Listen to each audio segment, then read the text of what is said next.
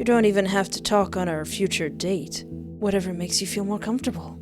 I did not agree to this, but I have a feeling that he does not care. But you never responded, so I took the liberty of approaching you in person. There's probably a better way you could have done that. Hello and welcome to my YouTube channel. I am Espoir David, and today I want to play a game called Close to Obsession. Bronson Street, 10:30 p.m. You cradle a warm cup of tea in your hands, provided by the EMTs when a police officer approaches you. They're tall, about 5'10", and dressed in pressed black slacks and a button-down shirt. A reserved smile tugs at their lips. The mark of a professional who's done this for years. Oh dear, did I get into some kind of accident? Only the slightest tremble of their pen, hovering inches above the yellow notepad, gives away the effect the grisly scene in the alleyway had on them. Hi, I'm Officer Gabriel. I just wanted to grab your statement on what took place tonight, if that's all right with you. You can barely speak, a souvenir left over from all the screaming you did. Of course.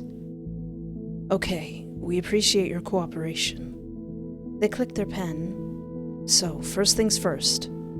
Can you tell me about the man who assaulted you and your date in the alleyway? You swallow thickly and tug the blanket around your shoulders, trying to keep your entire body from shuddering as you relive the memory. Alleyway, recounting of the assault and homicide, 9:30 p.m. His shrill laughter assaults your ears, delighted and happy, almost childlike in its glee. Oh no! Did you see the look on his face? He looks so fluffing dumb. Man, I wish I could have captured that in 4K. You're a little silly boy, aren't you? You're full of shenanigans. The man sighs blissfully, euphoric almost as he tilts his head back, face illuminated by the moonlight, and whispers, I hope you like this as much as I do. Before losing himself in another fit of laughter, while you stand there trying to process what just happened. You peer down at your hands, vision blurring, as if to shield yourself from the horror. Blood trickles between your open fingers, a warm, woozy feeling thumping in your chest, sending a fresh wave of nausea rolling through you. You clamp those same hands over your mouth in an effort to keep from throwing up because you hate throwing up. It doesn't work. Oh no. Instead, you end up half collapsing into one of the many trash cans dappling the back alleyway and knock it over before vomiting all over the fallen pile of rubbish. Tears squeeze through your scrunched eyelids like juice forced out of a lemon. How did this happen? One moment you were on a perfectly normal outing with your Hinder date, and now... The memory of a metal bat slicing through the air, crunching through bone, cracking his head open like an egg, sends bile up your throat once more. God. Oh God. He was alive just a minute ago. He took you out for dinner. Expensive. Fancy. You look at all the reminders of that dinner, now laying in a mix of stomach acid. What a waste of good food. Your intrusive thoughts cut through everything else, inappropriate and unwelcome. You beat them back violently. You just watched a man die. How can you think of something like that at a time like this?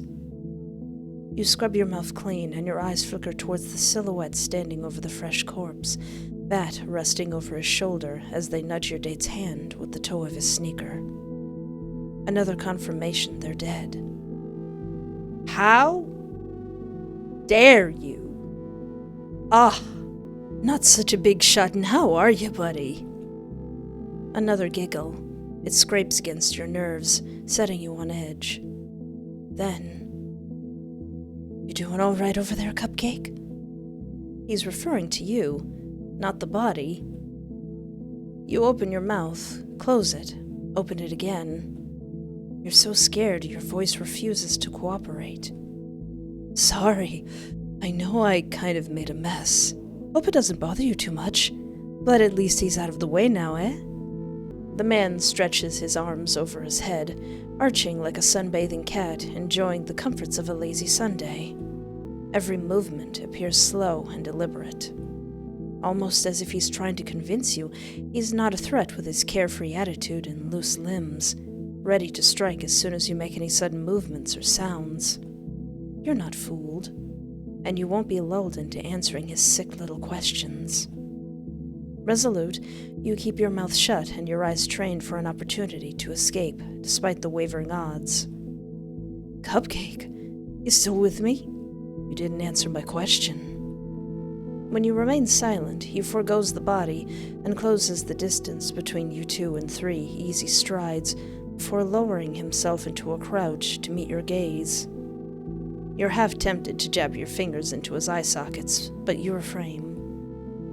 Nothing good ever comes from half-baked attempts at escape. Yep. Not the talkative type, huh? He softly boops your nose with the tip of his bloody bat when you refuse to answer, rusted nails sticking out of the thing at haphazard angles, all crooked and wrong. Jeez, guy! What would it feel like, having them drill into your head? You shudder at the thought. If you don't give him the slip, you're likely about to find out. Not that I mind.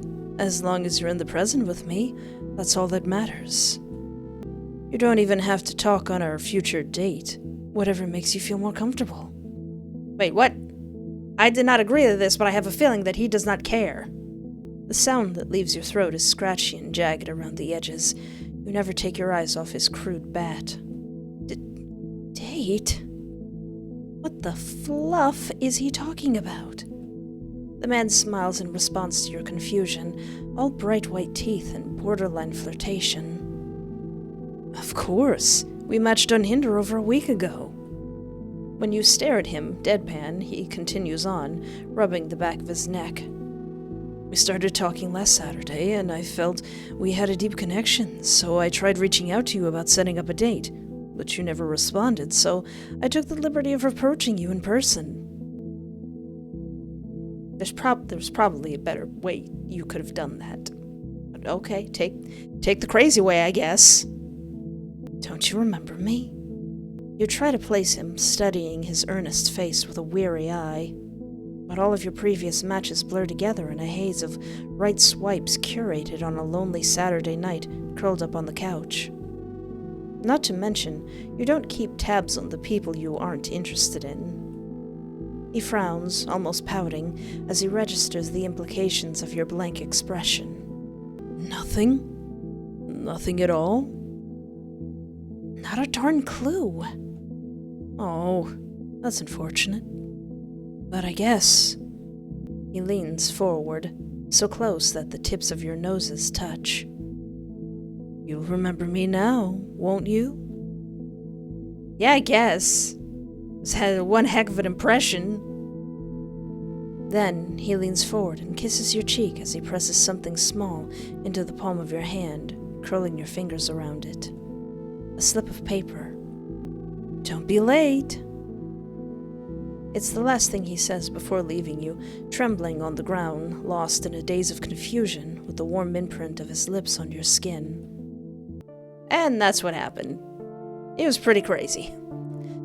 Officer Gabriel appears sympathetic as they scribble down your official statement. When they're finished, they look back up at you, eyes soft.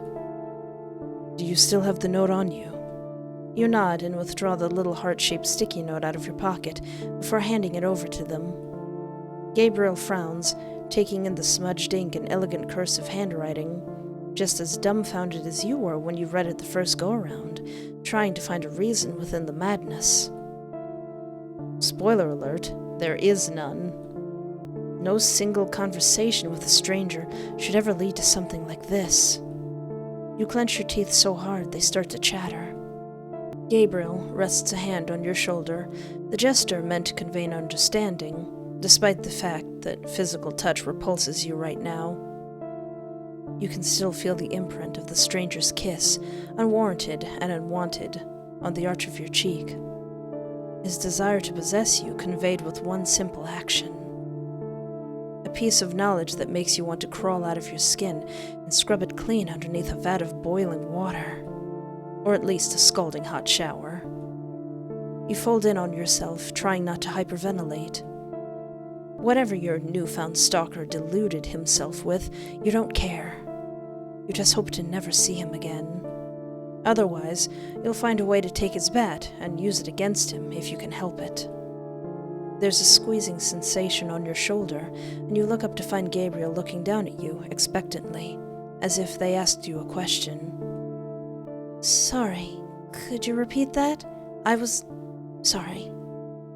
Gabriel drops his hand, arm falling to their side. No apology necessary. You've gone through a lot. I just wanted to know if you needed a ride home. Their eyes scan the parking lot. Unless you want me to call someone to pick you up.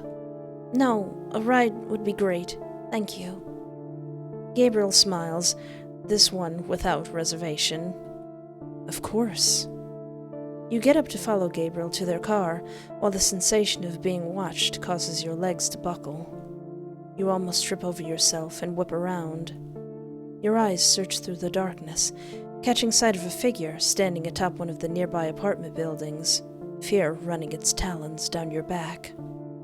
But when you blink, the figure disappears, and you wonder if you imagined the whole idea. Hey, are you coming? Gabriel stands next to their patrol car, the passenger door opened and waiting for you. Yeah, I just saw something. I think it was Batman. Never mind it.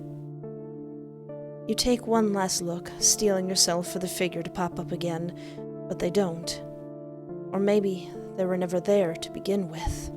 But still, the words the man left behind on the heart-shaped sticky note haunt you. They're ingrained in your mind. Next Saturday, I'll pick you up at 8:30 p.m. Don't be late. Hugs and kisses, Max. Bronson Street, rooftop, 10:30 p.m. Max peers over the lip of the rooftop, taking in the swirling red and blue lights below. Police officers flock the alley a few apartments over, taking pictures of the corpse and directing passerbys away from the scene of the crime. A beautiful disaster Max created on impulse. All because he couldn't help but be inspired by you. He's always liked art, painting canvases with vibrant splashes of color that stood out to the eye, drawing attention to those who appreciated the work. He made a canvas out of that man's body and gave it to you as a present. Do you like it? He's almost certain you do, though he feels a bit guilty about getting his work all over you. But it was all in the name of love. And besides, the man clearly wasn't worth your time, and Max wanted to give you something to show how special you are to him.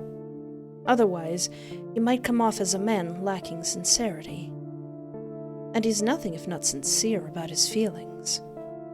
So he thought about bringing you things like chocolates and flowers, but figured those things were over the top and a bit cliché in the grand scheme of things. No. What he needed was something revolutionary. The artist in him said as much. It wasn't until he followed you around on your night on the town with that man that inspiration struck. Not to mention that man. What was his name again? Logan, Jeremy, Jared? Who cares? He's going with Jared because he can't be bothered to remember, because fluff Jared and his cheating scumbag agenda. That man led you on. He deserved what became of him. Max angrily palmed the wedding ring in his pocket and brings the band out into the light, digging his nails into the loving inscription of "Forever Yours" on the inside of the band. Talk about the lowest of the low. And you don't deserve that. You don't deserve any of that, because you deserve the best. And if you can't see that, then Max will make sure that you do. Even if he needs to paint this entire city in red to make you see it. Oh no!